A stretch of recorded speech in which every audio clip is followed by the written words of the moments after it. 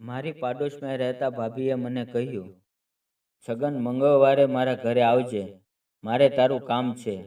અને હું તેના ઘરે ગયો એટલે ભાભીએ ઘરનો દરવાજો બંધ કરી દીધો અને મારો કાન ખેંચી મને તેના રૂમમાં લઈ ગયા. મિત્રો, વિડીયોમાં આગળ વધીએ તે પહેલાં વિડીયોને લાઈક અને ચેનલને સબસ્ક્રાઈબ જરૂર કરી આ તમારા ગુજરાતી ભાઈને એક નાની એવી મદદ જરૂર કરશો. તમે જાણો છો કે મારું નામ છગન છે અને મારી ઉંમર 21 વર્ષની છે. આજે તમને હું જે ઘટના જણાવવા જઈ રહ્યો છું એ ઘટના એકદમ સત્ય છે, જે મેં આજ સુધી કોઈને કીધી ન હતી. મારા ઉપરના માળમાં એક ડ્રાઈવરનો પરિવાર રહેતો હતો.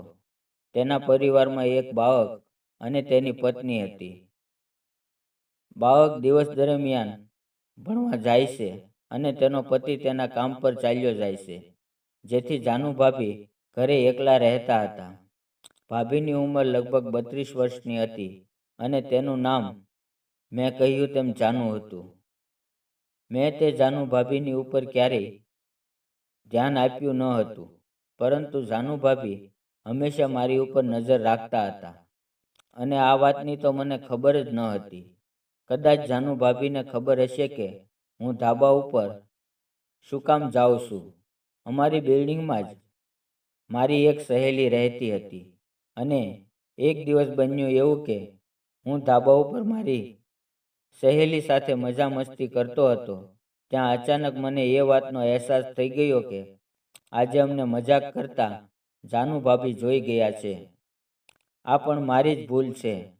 મારી સહેલી સાથે મજા કરવાની ઉતાવળ હતી એટલે હું ધાબા ઉપર આવતાની વખતે દરવાજો બંધ કરવાનું ભૂલી ગયો હતો. અને ત્યારબાદ મેં વિચાર્યું કે જે થશે તે જોઈ લઈશું. હવે મને ખૂબ જ ડર લાગી રહ્યો હતો અને ડરના કારણે 3 દિવસ સુધી હું ધાબા ઉપર પણ નહોતો ગયો. ત્યારબાદ બીજા દિવસે જાનુ ભાભી મારા ઘરે આવ્યા અને મને કહ્યું, મને તારો નંબર આપી દે, મારે તારી સાથે બજારમાંથી કંઈક સામાન મંગાવવાનો છે, તો તું જ્યારે નોકરી ઉપરથી ઘરે પાછો આવે ત્યારે લેતો આવજે. એટલે મેં ભાભીને મારો નંબર આપી દીધો. જ્યારે હું રાત્રે ઘરે પાછો આવતો હતો ત્યારે તેણે મારી પાસે ઘરનો થોડોક સામાન મંગાવ્યો. હું તેને એ સામાન દેવા તેમના ઘરે ગયો ત્યારે તે ઘરે એકલા જ હતા. જાનુ ભાભીએ જે સામાન મંગાવ્યો હતો તે સામાન મેં તેને આપ્યો. મારા મોઢા ઉપર ડર હતો અને જાનુ ભાભીને તે દેખાઈ ગયું હતું. એટલે મને તેણે કહ્યું, આટલો બધો ડરે છે કેમ? હું કંઈ તને ખાઈ નહીં જાઉં. તે દિવસે તું ધાબા ઉપર જે પણ કરતો હતો એ હું કોઈને નહીં કહું. અને ભાભીએ પૂછ્યું, તું મંગળવારે શું કરે છે? એટલે હું બોલ્યો કે હું આમ તો સાવ નવરો છું. તમારે કંઈ પણ કામ હોય તો મને કહેજો, હું તમારું કામ જરૂર કરી આપીશ.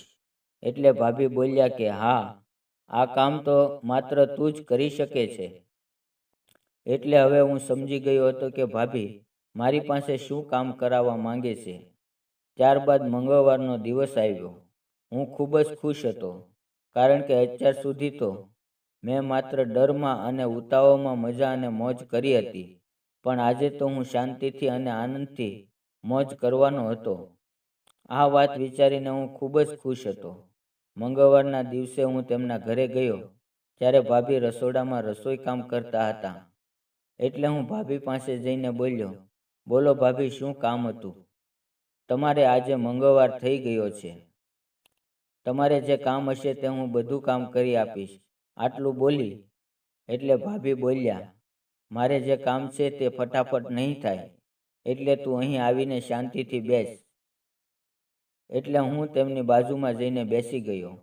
ત્યારબાદ ભાભીએ ઘરનો દરવાજો બંધ કરી દીધો. મને બધી ખબર જ હતી કે ભાભીએ દરવાજો શા માટે બંધ કર્યો છે. છતાં મેં ભાભીને કહ્યું, ભાભી, દરવાજો શા માટે બંધ કર્યો છે? તમારે જે પણ કામ હશે એ બધું કામ ખુલ્લે દરવાજે પણ કરી આપીશ. એટલે ભાભી બોલ્યા કે છગન, આ કામ માત્ર બંધ દરવાજે જ થાય છે. તો તું એ દિવસે દરવાજો બંધ કરવાનું ના ભૂલ્યો હોત તો તું આજે અહીંયા ઊભો ન હોત.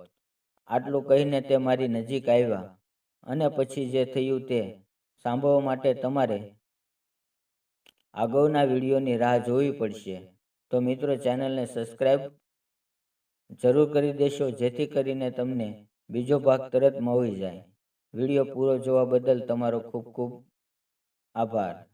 ફરી મળશું નવા વિડીયોમાં. ત્યાં સુધી આવજો.